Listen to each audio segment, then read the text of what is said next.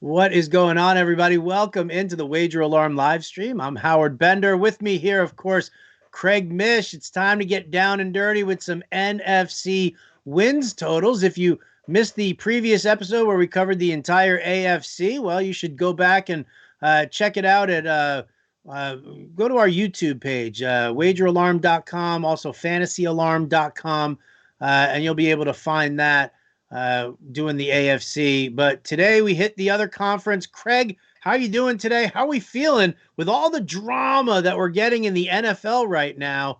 How is this affecting the potential of wins totals for some teams? Yeah, it's really interesting. I don't think that anything that's happened thus far has really moved any of the numbers that we've had since last week. A couple of numbers have moved in terms of the odds, but not the numbers. The numbers have remained the same virtually everywhere that I've looked. The most intriguing number that I have seen, and I don't know if this is going to be a precursor for the season, and Howard, you could speak more to fantasy in terms of fantasy alarm and subscriptions and all of that, but there's a part of me that thinks that this is going to be the biggest betting season ever. There's another part of me that says it's going to be the smallest. I don't know. Like, I am really not sure if what spectrum we're going to be at here. And the number I got today, finally, from the Westgate, that the Super Contest numbers are down exponentially as far as people who are participating this year, and that's just with the NFL. So we're talking, at least from what I was told, somewhere between 25 to 30% less people are involved in the Super Contest, and the Super Contest has done a great job by letting everybody know exactly what the rules are and some of the stipulations if the season ends early and based on winning percentage. Like, they've really set it up nicely. But I suppose, Howard, I guess the idea is, and we'll probably have to make a decision for our live stream too when we do it. Matt Sells and I were just talking about that, is that there's going to be so much luck involved, Howard. Those lines are going to come out on a Wednesday night, and then we are forced to even make a decision on a Saturday. We're going to have to know who's flying on planes, and then some games could be moved to a Monday or a Tuesday or even a Wednesday, and will those factor in? And so maybe that's the hesitation for some people, but I could tell you that you and I will do it, and we're definitely going to be back in the Super Contest again this year. We had two really great years back to back, I believe over 55% 2 years in a row, closer to 60. So we're going to get involved in it. We're going to do it, but we are going to have to tread a little lighter as far as when we make these final determinations. It may come right down to the end, because as far as what I understand from the baseball season, and I've clearly in the midst of it covering the Marlins of everything that happened with them, right. I'm and with Major League Baseball, I've had a lot of contact with them over the last couple of months. If it's anything like baseball, you're not going to know 10 minutes before the game, Howard. I think you may even see at some point inactives change based on testing times and things like that. So I'm still excited for football. It doesn't change the way I feel about football, but we have to be responsible here when we're giving out picks. And I know a lot of people have been tailing us the last 2 years and betting on the games that we're giving out, and you did well if you did. But I would caution you this year, we are going to have to be a lot more responsible with how we give picks, why we give picks. And the one key to this whole thing is avoiding a major pitfall this year, which would clearly be a quarterback out for a team, and we give that team out, and then on Sunday that guy doesn't play. That's gonna move a line significantly. It's gonna move a line huge. What I think that we're gonna end up having to do is we're gonna have to take a look at what the line is when we make that pick on Friday, but we're gonna also have to turn around and say, okay, well, if it's Tampa Bay -3, when you look at the line on Sunday, like how much in favor of Tampa Bay could it be if the opposite team ends up losing a quarterback because of COVID? How many points are you willing to give if you're going to take the Bucs? And if you're not going to take the Bucs, how many points do you need to be getting if you're going to take that we're going to almost have to put it in some sort of a range, basically. Yeah, and look, quarterback is the predominant position that you don't want to lose going into Sunday NFL. You said it best right there. I mean, you could lose Saquon Barkley or Christian McCaffrey. That line may move a point, it's true. It may. It's not moving 5 or 6 points. It's moving 5 or 6 points for a quarterback. And so a handicapper who I was in touch with a couple days ago mentioned the Super Contest and mentioned, even though you may not love a team, you may want to take a look from a betting perspective at the backup quarterbacks in the NFL and feel safe going into a game knowing that if this guy has to play, that it won't be a complete disaster. And you know what? That's not a bad point. No, it's not. Yeah, and maybe looking at and a good example of that came down last year, didn't it? Right, with Matthew Stafford. So Oh, Matthew Stafford absolutely. had I a mean, bad back, and the Lions, did they even win a game after he went out? I don't think they did. Maybe they did. David Blau was one of them, and then they had another quarterback there too. So it just shows you that maybe maybe the teams with the capable backup quarterback are the ones where if we're on the fence with, even though it doesn't even seem like a possibility, we may have to go, okay, well, let's just take them because if something happens to the quarterback on Sunday, we know that we got a capable backup. It's a crazy way of thinking for I got some this year, but really bad news for you here. You ready for this one? sure.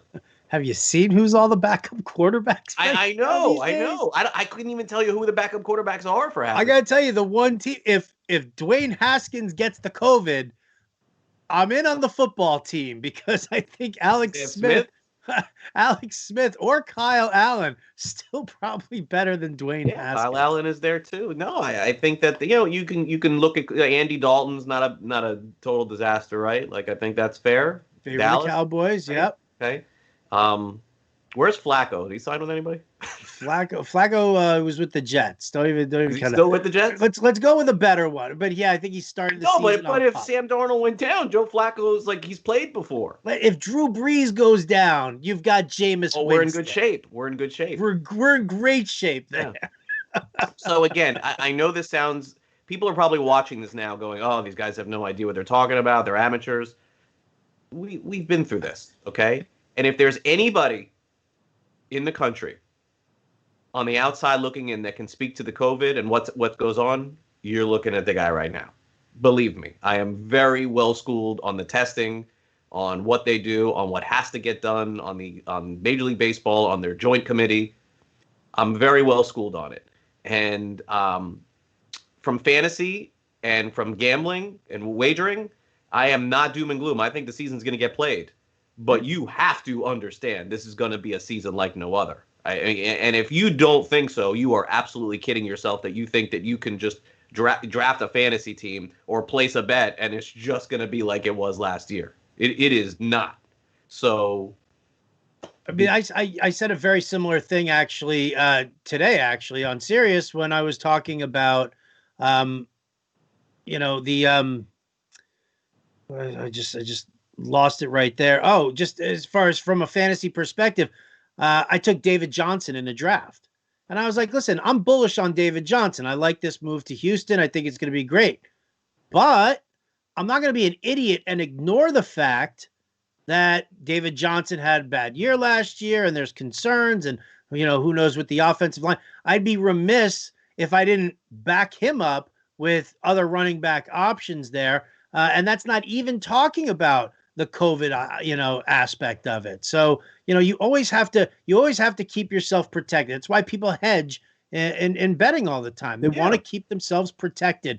And if not protecting yourself, I mean, that's just bad business. Yeah. And the other thing that I can say too, is that there's these extreme people in the country that have made this all political. There's some people who feel like the country should be completely open. There's some people who feel like it should be completely closed. I never get involved in those conversations. Anybody who ever follows me on social media who knows me, I'm about the straight line as there is. I don't do politics. I don't do any of that stuff. I do sports. I enjoy sports. And I don't want to upset anybody. Right. I'm not one of those people who wants to see the season canceled. There's talk that some media is doom and gloom and doesn't want to see it. I want the season. I want to get paid by Fantasy Alarm to do these every week. I mean, please. I mean, don't think for a second that I don't want to. Craig, step into my office for a moment here. But you also have to understand I'm going to keep it real. Yes. And the lack of attention that has been discussed on this particular subject for college and pro football is astounding to me for fantasy and gambling. It is astounding that teams are just getting drafted in fantasy and we're just talking about betting, not understanding that what is about to happen after, let's say, week 4 or 5 or 6 or whatever it is. Like you just have no idea. And there's going to be shock. When the Marlins had 18 players test positive, it was the world ending for that team. They asked themselves, different people asked themselves, is it worth it? Should we continue? I mean, these are the kind of questions that are going to be asked when the NFL starts. It's going to happen. And people are going to wonder, is this the end of the season? Oh, now a second team has it. And it's going to go away, and the season's going to continue to be played, and everything will probably be okay. But you have to be more responsible with your money this year, and with your picks, and with your handcuffing, and backing up your selections to know that. But enough of that. Let's get right to it. Also, by the way, I just saw this come across, and hate to do it on a wagering live stream, but gotta do it. No doubt about that. Gotta mention it. Rest in peace. Tom Seaver passed away. Yikes! Oh. Wow. Had to make sure that I mentioned that here on the live. I can't just sit there, see that, and let that go. I had to mention it. Did that just come through the wire? Because I've been tied up the entire time, man. That's one of the greatest pitchers of all time. I can't all time. Not mention that. Yeah, I mean top 5 maybe all time. Yeah, so he had dementia for many years too. I got to meet him in South Florida many times when the Mets came here. But rest in peace. This one's for you, Tom. All right. All right, let's do it. We're gonna bang out some wins totals now. Obviously, going over in a time of COVID, very, very risky. But we'll go team by team. We'll figure out where we stand with some leans. It's not risky the night before the season. If you feel good about a team, it's just risky since we still have a week to go. That's all. There's still 7 days left. All right, start off in Atlanta. 7.5 is the number that we've got right now. Last year, real underachieving team at 7-9. They had a good second half. The first half was just absolutely atrocious, with no rhyme or reason. They lose Devonta Freeman, who banged up and whatever, but they bring him in Todd Gurley. I don't know, man. I mean, I worry about Todd Gurley's health. I worry about the condition of the knee. Maybe the Falcons try to utilize him the way the Rams did last year to kind of keep him healthy for the entire season. But, I mean, it wouldn't surprise me to see them finish 7-9 again, and Dan Quinn ends up getting canned. Yeah, it was a very strange finish to their season because it didn't really feel like the personnel was any different, and they just somehow won 6 of their last 8 games. And maybe the reason why is because they played 2 teams that quit and swept. They beat Carolina twice, right. They beat Jacksonville, and then they had another overtime win in the last game of the season. So it was a little bit of a paper 7-9. And I agree with you. It was actually shocking to hear that you like David Johnson and you don't like Todd Gurley. I kind of put them in the same category. At least I do. I don't think David Johnson can play at all anymore either. I think Todd Gurley is done.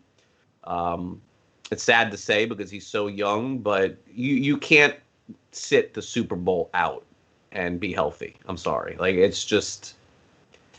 I can't see that scenario. I'm not saying that he's healthy, but the way the Rams utilized him last year, they limited his touches significantly, and his predominant use was inside the red zone. Those I mean, what he made 14 touchdowns. But I think his yards per carry will be under 4. Oh yeah. Look, Devonta Freeman didn't even get picked up, if I'm not mistaken. I'm in agreement with you. I'm under on the Falcons. I don't know about coaches getting fired. I can't speak to all that, but I can't endorse them winning more than 7 games, and I would lean for sure. I wouldn't bet it, but I'd lean under 7.5 for sure. All right. Team that everybody is bullish on. Everybody. Arizona Cardinals. I mean, look at this team right now.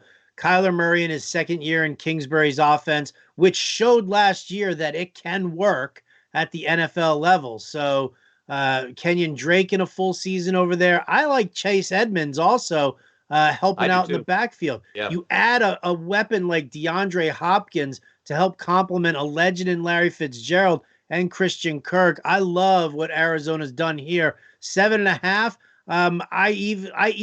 I would take the over on this one here because I like them to at least be an 8-8 team, if not slightly better. Yeah, I think there is too much love for them. I don't think they're going to be that much better this year. I do think the quarterback is a star, and so that is going to be a game changer for them. And I think for that, his improvement is definitely worth 2 wins, maybe 3. I'm taking the contrarian approach on DeAndre Hopkins, and I think that Bill O'Brien is going to be vindicated here. I don't think that you can make what looked like the worst trade of all time without knowing something. And I'm going to say that he's ended up proving right. I'm just not sure on Hopkins. I'm also definitely not sure, as you know, even going back from years past, on Kenyon Drake. Not a fan of him either. You mentioned Edmonds. I would draft him everywhere in fantasy. They did add Isaiah Simmons on defense. Their defense was 28th in the NFL. It's going to have to be a lot better if they're going to win 8 games. I'm going to lean with you on over 7.5, but I'm not as bullish. I don't think that you go from 5 wins to 10 in one season. I don't see that No, happening. but I definitely see them as more than a 500 team, or at least a 500. So, all right, Carolina Panthers. Second lowest wins total, just to Jacksonville. Yep. 5.5 is what we're saying. I mean, offensive line has been decimated. I don't see this team putting it together. We don't know what Matt Rule's offense is going to look like yet, and obviously, how do you trust in Christian McCaffrey on a regular basis when there is no offensive line? And this is a team that shut down last year, so that makes me nervous. I'd probably lean on the under here, but it would probably just be a no bet, just because ugh. Yeah, the over is minus 130 on them, so I guess there is some thought that the number could be a little too low. I think the reason why is because Joe Brady did so well with Joe Burrow in LSU. There's a lot of talk that Carolina's offense is going to be very creative. Now, the only thing is, do they really have the talent to make it creative outside of McCaffrey? I think in 2 years, Carolina is going to be formidable because Rule is a good coach. Brady has proved that he's an amazing offensive coordinator at LSU. Remember, Howard, LSU, you and I know this for many years, had no offense for about 15 years, and then all of a sudden they had the best offense in college football, and that's because of Joe Brady when they brought him in. They drafted but it's also because of recruiting too, and over time a program can develop in college because they're getting the best players who are committing to them. Like, it doesn't work like that in the NFL. It's why we've seen coaches come and go in the NFL without really shining. And, maybe Joe Brady's great with Joe Burrow at LSU, but now, give him a quarterback like Teddy Bridgewater with no offensive line. Doesn't matter how great the scheme looks on paper. You can't execute. You can't do it. I think their offense will be better than people think, but I agree with you. This team didn't draft a single offensive player. I think they were one of the first teams in NFL history to draft all defensive players in their draft. That's how bad it was last year. Also, variance, we talk about that a lot. You got to look at close games from last year. Do they translate into this year? They were blown out in almost every game they played. None of the games were close. I'm going to lean under 5.5 on Carolina, and it's the right play. And look, the reality is someone's going to get Trevor Lawrence. It could be Carolina. It could be Jacksonville. But from a talent standpoint, you're right. They don't have it. 2 years, 3 years from now, I could absolutely see them being very good. But no, this year's not the year. Not for me either. All right, Chicago Bears, 8 is their win total here. I mean, what are they doing with this team? I have no idea. Who's the starting quarterback? Tell me. I think it's going to be Foles. I mean, you don't bring in DeFilippo as the QB coach and bring in Nick Foles if with Matt Nagy, who's also sitting on the hot seat.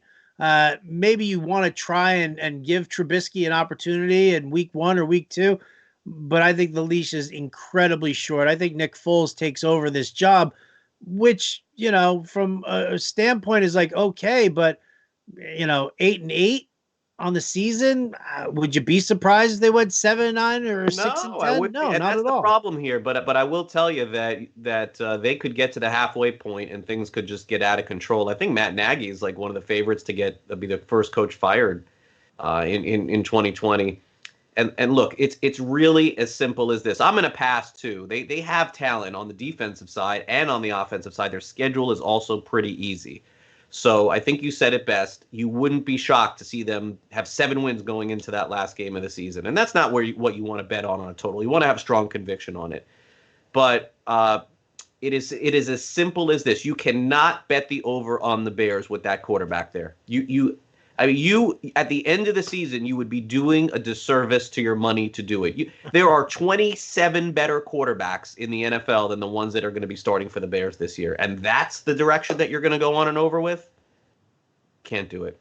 I'll pass or under. There is no over on the Bears. There is. Not at 8. Definitely not at 8. No way.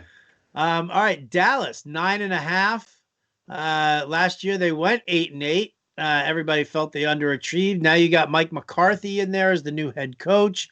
They add a big offensive weapon in CeeDee Lamb. You still have Zeke. You still have Cooper. You still have Gallup. You still have Dak Prescott. I mean, this is a team that is in definite win now mode.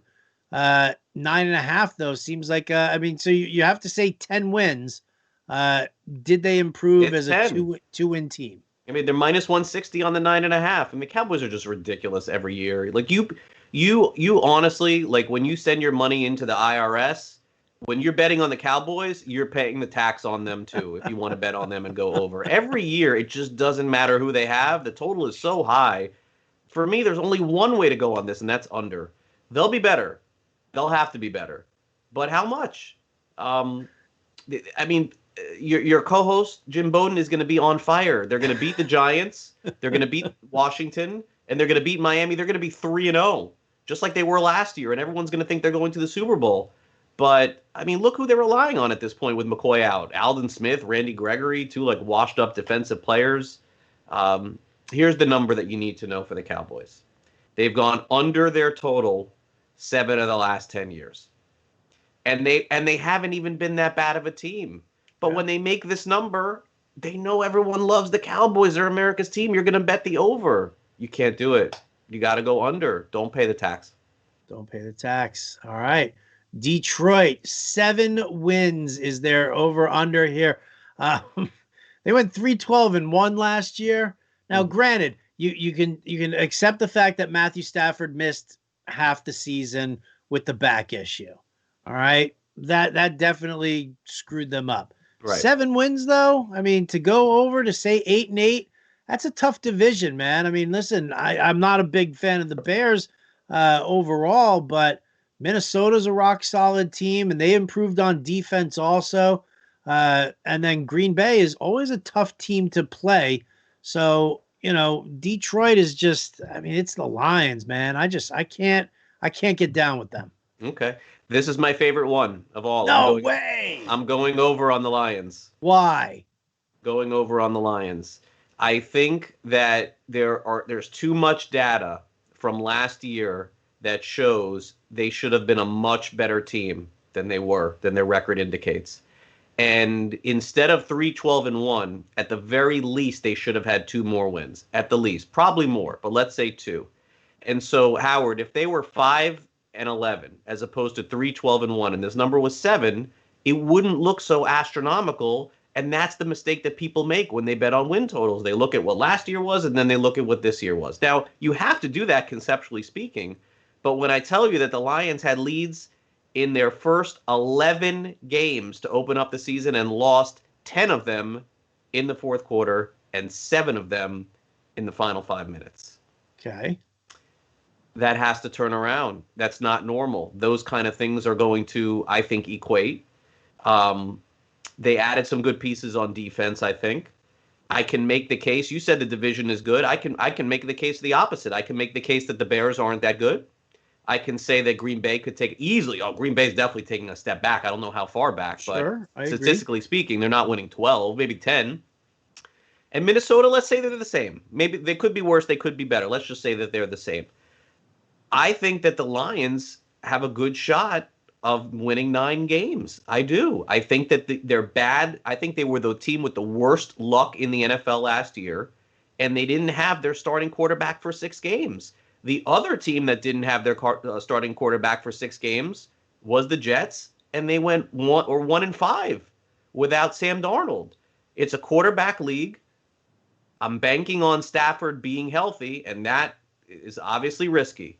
I like the over on Detroit. This is probably my favorite one in 2020 because it's fair. The perception that you have, it's what everybody has. I am going against that. Okay. And I believe they're a 9-7 team, Detroit, this year. I think they're going to surprise some people. I've got to. I love Swift too. I got to add this to my list of AFC stuff. He's writing it down. NFC. Mish likes the Lions. You like the Lions over. Okay. All right. Listen, man. And look, your perception is right. You're just looking at the personnel. It's the Lions. They stink. I mean, these are things that are all correct. Yeah, I'm looking at But the when I coach. tell I'm you, looking at Howard, in the NFL, it is impossible to be up the first 11 games of the season and not improve that the following year. It has to change. And what am I asking them to do? I'm asking them to go 8-8. That means, Howard, they were in every game last year with the best teams in the NFL all the way to the end. Every game. What happened? A pick, a fumble. If I'm not mistaken, I think they had Kansas City beat with like a minute to go. Didn't Johnson fumble and Kansas City ran it all the way back at the end of the game to win? One, right? Was that Ty Johnson who did that? Yeah. Oh no, Carey. No, yeah, it was Ty. Yeah, it was Ty. They knocked the fumble out on the one, and they ran it back for a touchdown. The game ended. I got to get off of the stink of the Lions here, man. I got to do it. So. Well, there you go. I'm on the Lions. It is 100% noted here, and that's like one of your favorites. That's total. Listen, we're gonna have some fun. We're gonna have some fun making. Real. I'm pretty good at these. Haven't I been pretty good at these through the years? You have been very good at these. I wouldn't even say pretty good. I would say very good. I could do my my Curb Your Enthusiasm. Pretty. Not bad. I'm not bad. I know the way people are betting, and I like to go the other way. I like to go the opposite on that. I hear you. Maybe it's just my stigma of the Lions. It is. Fun. It is. And think about it. Of all the people that you've spoken to, if you polled 10 people who followed the NFL and you gave them Lions 7 wins, what would they do? 9 out of 10 would go under, right? Who would dare to go over on the Lions? This guy. All right, let's go to their division rival, the Green Bay Packers. We both agree that this is a team that is going to regress. A very inflated 13-3 last year. The number here is 9. I have no interest in this whatsoever. I know that they're not going. I mean, could they go 10 wins? Yeah, it's possible. They're in the same division with the Bears and the Lions, for crying out loud. So, but I mean, they didn't do anything. They didn't do anything to improve the weaponry on offense. But they didn't get worse either.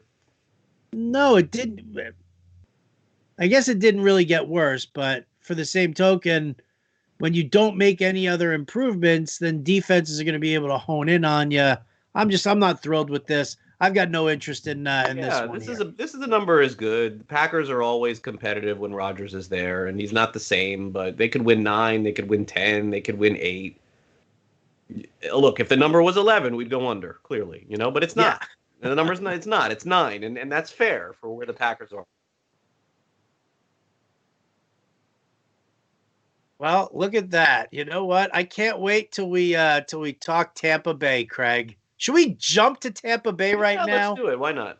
Let's jump to Tampa Bay because Adam Schefter is sharing some breaking news as we speak right now that Leonard Fournette is signing with the Tampa Bay Buccaneers. Their win total is 9.5. They now have Tom Brady. They still have Evans and Godwin. They've added Gronk. They still have O.J. Howard. They still have Cameron Brate. And now they're adding Leonard Fournette to the to the backfield, Craig. Yeah, and the number won't change. It'll still be 9.5. Fournette, excuse me, the good news is for him is that he's still got a week, I guess, to get ready. I don't know what kind of factor you can be not knowing a playbook and having less than a week, but this is, I think, probably, if I'm not mistaken, the best landing spot for him that it could have been. I mean, was there a better landing spot for Fournette than this? Maybe Chicago, and I guess Chicago wasn't interested. I thought New England was a nice spot for him, actually. Yeah, that's true, too. But Tampa Bay just drafted a running back, too. That is a little bizarre. But look, they're kind of all in on this year. Their total, the Bucs total is 9.5. It's very high.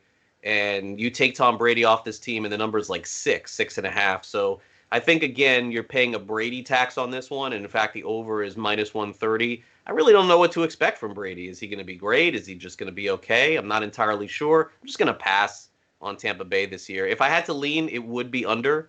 But I could see Brady with having something to prove this year. It's just I haven't seen one quarterback move a line like this so significantly in a win total, especially a guy who's in his 40s already, too. But look, it is Brady. He's the best of all time. So who am I to doubt him? And as the Jets fan, it pains me to actually look at Tampa Bay. But I'm not going to turn around and guarantee them 10 wins. We'll just have to wait and see. I know that they've made some improvements there. Um, yeah, because you're right. I mean, Brady's the first time he's played in a system now in the NFL, and this is the second system that he's ever played in. Like it's Yeah. This is one that if you're betting, it's because you like Brady. yeah, You know, basically. like you can't look at me in the face and say I know Tampa Bay is going to be great because of Brady. Like, you can't say those things. Like you can want that to happen, but does anybody really know what the outcome is going to be? No. So let's just pass. All right, pass it is, and big thanks to our producer Matt Sells Yeah, for thank you, Matt. bringing the information there on Leonard Fournette signing with the Tampa Bay I thought he had a Buccaneers. Denny Hamlin update. That's what I was really hoping for there. Let's talk Rams football here. Sean McVay, his Rams went 9-7 last year. The total to this year is 8.5. I think they learned a little something last year with the 12 personnel formation and not always having to have three receivers on the field, utilizing your tight end a little bit more. That being said, I still am not a big Jared Goff fan. Yeah. And I worry about, this team's consistency, and I don't even know who the backup is for them. Is it Why? Kyle Lauletta or something Jim like Everett? that? Jim Everett. Drew Bledsoe's coming out of retirement. Yeah. Look, the under's -135, so again, you got to risk a lot on that. Look, the disturbing part about the Rams last year were their wins: Panthers, Cardinals twice, Browns, Falcons. Yikes! So they'll have a better running game. I do like Akers. I watched him a lot in college, so I think he'll be good. I'm not sure what Henderson will be, but they'll be better than Gurley. I know that. I don't care what Gurley did in fantasy. He did not run like he used to. His interceptions went up, Goff, from last year to 2 years ago to last year. I would lean under on the Rams, but I don't have any interest in this because McVay is I believe he is a good coach, and I think that he can get this team figured out. They also, if I'm not mistaken, had an epic blown coverage against the 49ers very late in the game last year that could have easily pushed their win total one higher and then gotten them in the playoffs. So I'm just going to pass on the Rams also. I know it's boring, but going to pass. It's not boring. It's sensible. Sensible. Minnesota Vikings. Here we go. 8.5 is their win total. The over is -160. So there's a lot of favor in that. I love the ground game. Listen, they lost Diggs. They didn't really replace him. I mean, I hear BC Johnson will be on the outside opposite Thielen. And Justin Jefferson, who they brought in, will end up being the number 3 wideout, working primarily out of the slot. So, I mean, I love the ground game for this team. I think I love Minnesota's running backs more for fantasy purposes than I do for like the overall team. Now, I know that they made that deal with Jacksonville and they brought in Ngakoue. That was a big move for them. It was huge. It was huge for them, and it was must needed. It was very much needed. I just don't know if the secondary is really going to be able to withstand some of the shootouts that we tend to see with Minnesota games. So, I mean, I like Minnesota more for fantasy than for gambling. I'm going to pass.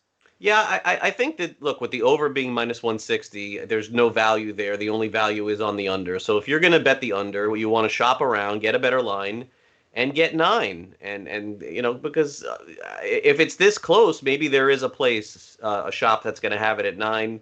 I'm a little worried about their offensive line. Their schedule is not easy, and I did sort of build a narrative of the Lions being a little bit better too. So just a lean for me on 9 and the under there, but wouldn't surprise me to see the Vikings be the same team they were last year. All right. New Orleans, that number is 10.5. I think Kamara stays put where he is. They're not far apart at all. It's business as usual. They add Emmanuel Sanders to the receiving core, kind of pulls some coverage away from Michael Thomas, which definitely helps them. Defense has been solid overall here, 10.5 in that division where, you've got Tampa Bay, but you've also got Carolina and you've got Atlanta who's struggling.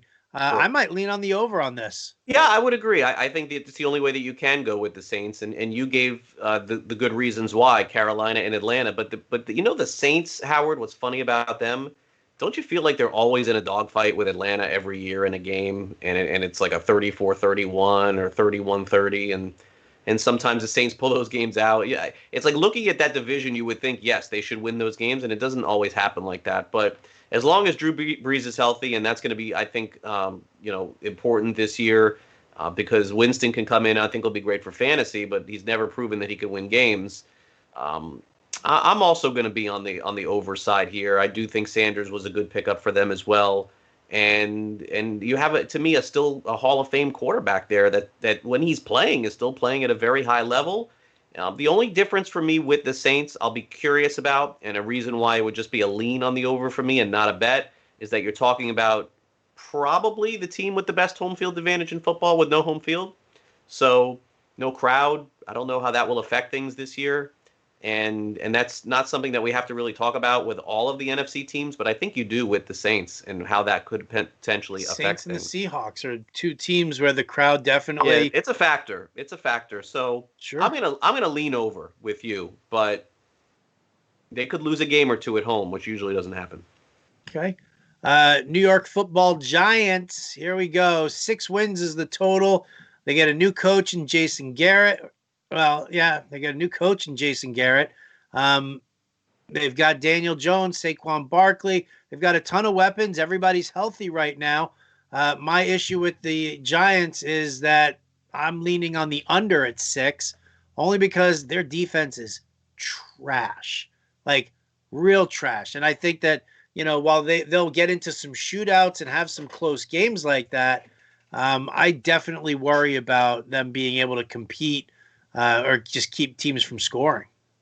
Yeah, and look, they should be a little bit better, and I think that they're starting to improve a little bit, but I feel like the number is right, and this is probably where they should be in order for them to win more than 6 games based on the schedule that I see, and it's not impossible, but they'll have to beat Washington twice, I think, in order to get there, and that's really the soft part of their schedule, because Dallas is clearly going to be good, and they've struggled against them, that's for sure.